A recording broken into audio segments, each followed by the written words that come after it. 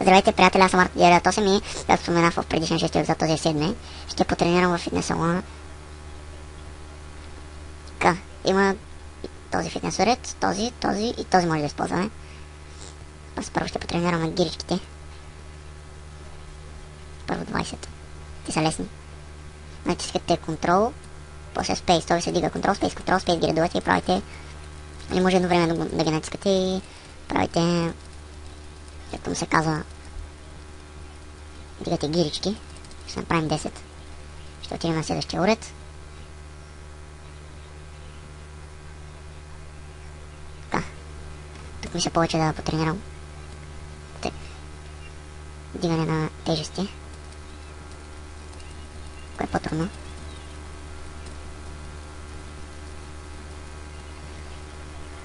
Тук ще направим също 10. Трябва доста бързо да ги редувате. Още една. Ето, повишаване се на мускулатурата. Ставаме по-силни. 10. Ето, повишиха ни се мускулите. Ще бягаме малко на пътечката и може би на колелото. Да го правим на трети лево. Опа.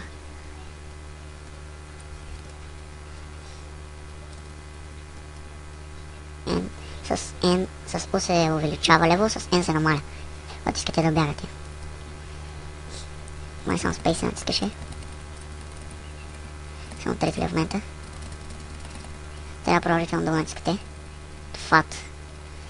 Ако сме изгорили, аз мисля да го увелича на четвърти лево. За да бяга по-бързо. Ще направим дистанция от 500. Така. Стамината ни се увеличи. Айде до 700. Така. И си почуваме малко бокс. Така, малко бокс на тази круша. И отиваме на колелото.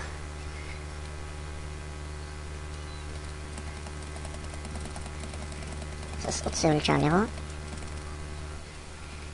На 400 ще увеличим на трети лево. Става все по-бързо. Така на 700 ще увеличим. На 1000 също. Правим 1500 спирал. Така, отпочинахме. Дигнаха ни се стамината и мускулатурата. И това мисля да е за този епизод. Следващия епизод ще правим същите мисии. Продължаваме нашите приключения с CJ. До следващия път.